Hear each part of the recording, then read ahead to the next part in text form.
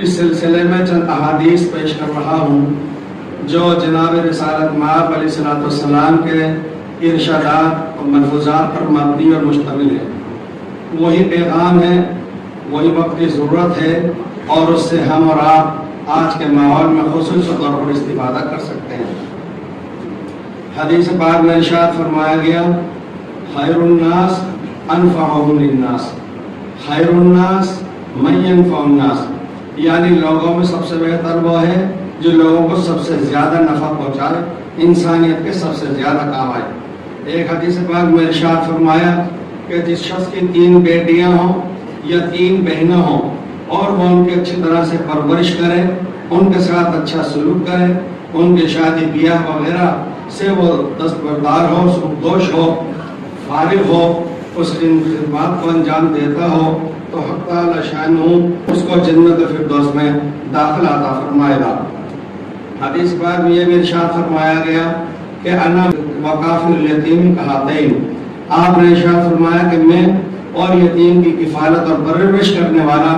دونوں اس طرح سے ہوں گے، اور اپنی 2 انگلیوں کو، کلمے والی انگلی اور بیچ کی انگلی کو ملا کر ارشاد فرمایا اور اشارہ فرمایا کہ جس طرح یہ 2 انگلیاں آپس میں ملی ہوئی ہیں، اس طریقے سے میں اور یتیم کی پرورش کرنے والا آپس کے اندر متصل اور قریب ہوں گے۔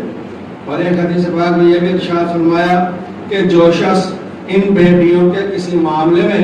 ذمہ دار ٹھہرا، ذمہ دار بنا، اور اس نے ان کے ساتھ اچھا سلوک کیا، تو یہ بیٹیاں اس کے لیے جہنم کی آگ سے آگ اور بچاؤ کا سامان ہوں گی۔ جو آج بات کہی جاتی ہے کہ بیٹی بچاؤ، بیٹی پڑھاؤ، جناب رسالت مآب علیہ السلام نے آج سے 1450 برس پہلے اس کے اوپر انتہائی دلنشین انداز کے اندر رہبری ارشاد فرمائی ہے۔ اور حدیث پاک میں ارشاد فرمایا گیا، من لم یرحم صغیرنا ولم یوقر کبیرنا فلیس منا، جو بڑوں کا اکرام اور احترام نہ کرے، عمر رسیدہ لوگوں کی عزت نہ کرے، اور جو چھوٹوں پر پیار اور شفقت نہ کر سکے، وہ ہم میں سے نہیں ہے، ہمارے طریق میں سے نہیں ہے۔ اور آپ علیہ السلام کا ارشاد ہے کہ بھوکوں کو کھانا کھلاؤ، بیمار کی عیادت کرو، اس کی مزاج پرسی کرو،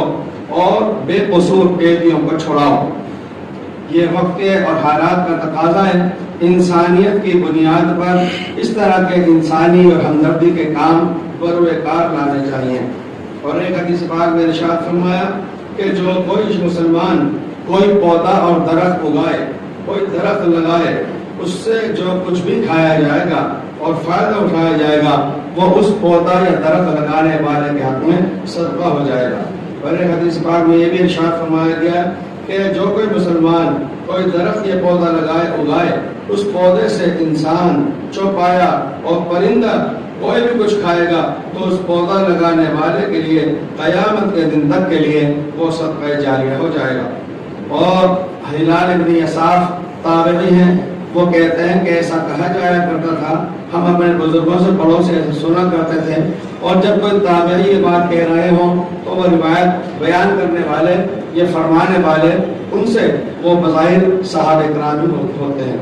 لہذا وہ فرماتے ہیں کہ وضو کرنے میں بھی فضول خرچی ہوتی ہے، یعنی وضو میں جتنی دفعہ دھونا ہے، جس قدر مسح کرنا ہے، اتنا تو کیا جائے گا جو سنت کے مطابق ہے، لیکن اگر اس سے ہٹ کر کے کوئی کام کیا جائے گا، 4 مرتبہ 5 مرتبہ صرف ویسے ہی دھوتے چلے جا رہے ہیں، تو اگر تم نہر کے کنارے پہ، دریا کے کنارے پر بھی وضو کر رہے ہو تو یہ بھی فضول خرچی اور اسراف ہے۔ اس حدیث پاک میں روشنی میں یہ فائدہ معلوم ہوتا ہے کہ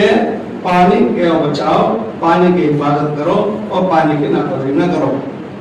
تعلیم یہ دنیا کے اندر کسی قوم کے جینے کے لیے ایک راز ہوا کرتا ہے، کامیابی کی ضمانت ہوا کرتا ہے۔ لہذا جس طرح ہم دینی تعلیم کی طرف رغبت کرتے ہیں، اور اللہ کا کرم ہے کہ اس 35-40 سال کے عرصے میں، اور اس میں بھی خاص طور پر یہ 17-18 سال کے عرصے میں علماء کرام کی، حفاظ کی، قرہ کی ایک بڑی جمعیت ماشاءاللہ اپنے شہر کے اندر آئی ہے اور پیدا ہو رہی ہے اور بڑھ رہے ہیں۔ اس کے ساتھ ساتھ ضرورت اس بات کی ہے کہ جیسا کہ صدر محترم نے بھی فرمایا، کہ امام صاحب نے بھی فرمایا، اور اس طرح توجہ دلائی مسلمانوں نے جے پور کو کہ تعلیمی میدان میں بھی ہمیں آگے بڑھنے کی ضرورت ہے۔ جو 2 سال کے عرصے میں خاص طور سے بہت سے تجربات بہت سے حضرات کے ہوئے ہیں، اس سلسلے میں مسلمانوں نے جے پور کو واقعتاً بہت اہمیت کے ساتھ اور سنجیدگی کے ساتھ غور کرنا چاہیے۔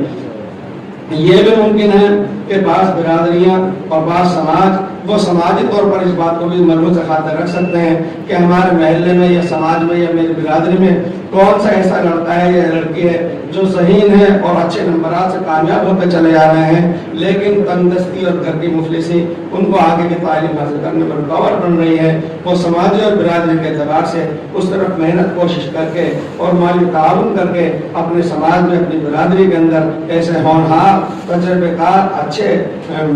ایجوکیشن اور تعلیم یافتہ افراد بروئے کار لا سکتے ہیں۔ آخری بات جو مجھے عرض کرنی ہے، ایک مشہور کہاوت ہے اور ایک مقولہ ہے وہ تفصیلیں سمجھانے کے لیے، اس میں یہ ہے کہ پڑی پارس بیچے تیل۔ مطلب یہ ہے کہ ایک شخص جو بیچارہ بہت دن بھر محنت کرتا رہتا تھا، جس طرح دن بھر اس کا بیل جتا رہتا تھا، اسی طریقے سے گھانی کے بیل کی طرح وہ خود بھی صبح سے شام تک تھک جاتا تھا۔ گھر کے اندر اس کے پارس پڑا ہوا تھا۔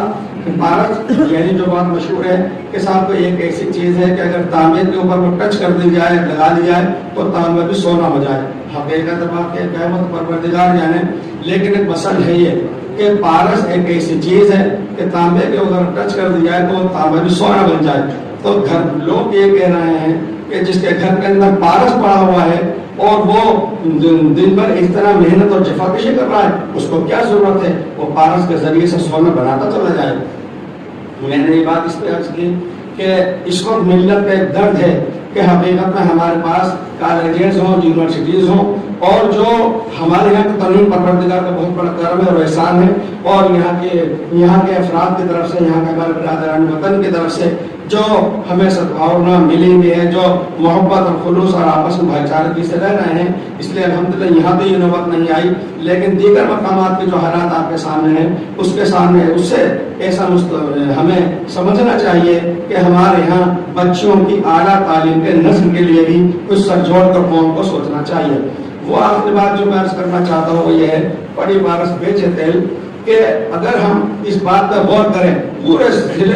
ضلع کے اندر، پورے صوبے کے اندر ہر ضلعی سطح پر اوقاف کی جائیدادیں جن بزرگوں نے آپ کے ہمارے وقف کی تھی، کہیں سرائے کے طور پر، کہیں مکان کے طور پر، کہیں کسی مسجد کے لیے، تو وہ چاہے پختہ عمارتیں ہوں، چاہے خالی زمینیں ہوں، تو اس طرح کی جتنی بھی اوقاف جائیداد ہیں، اگر ان تمام کا سروے کیا جائے، ان تمام کو سوچا جائے، ان کو جوڑا جائے، ان کی قیمت کو دیکھا جائے، ان کی آمدنی کیا ہو سکتی ہے، جس طرح میں اپنی ذاتی زمین اور جائیداد کے لیے آج یہ سوچتا ہوں کہ میں کتنا اس آمدنی حاصل کر سکتا ہوں، تو اسی طریقے سے ملت کے تعلیم یافتہ اور ذمہ داران حضرات کو سر جوڑ کر کے بیٹھ کر اس پر توجہ فرمانا چاہیے۔ میں سمجھتا ہوں کہ ضلع جے پور کی سطح پہ بھی اتنی زیادہ آمدنی الحمدللہ اوقاف سے اگر صحیح معنی میں ہم استفادہ کر رہے ہوں گے، تو جس طرح ابھی صدر محترم نے بھی توجہ دلائی آپ حضرات کو کہ ہم کالجز، یونیورسٹیز وغیرہ ان جیسے بہت سے مسائل کو اس کے ذریعے سے حل کر سکتے ہیں۔